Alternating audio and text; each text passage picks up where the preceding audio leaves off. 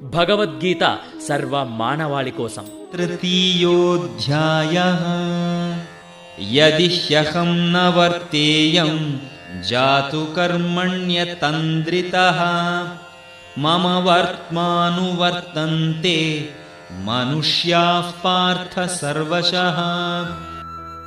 నేను నా విహిత కర్మలను జాగ్రత్తగా చెయ్యనిచో ఓ పార్థ, అందరూ మనుష్యులు నా దారినే అన్ని విధాలుగా అనుసరిస్తారు. ఈ భూలోకంలో తన దివ్య లీలలలో భాగంగా శ్రీకృష్ణుడు ఒక గొప్ప నాయకుడిగా, రాజుగా తన పాత్రను నిర్వహించాడు.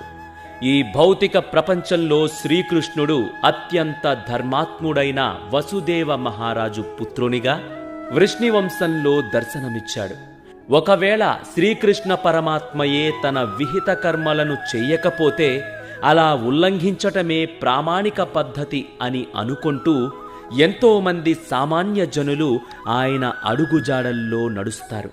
అలా చేస్తే జనులను తప్పుదారి పట్టించడంలో దోషుడవుతాను అని శ్రీకృష్ణుడు అంటున్నాడు.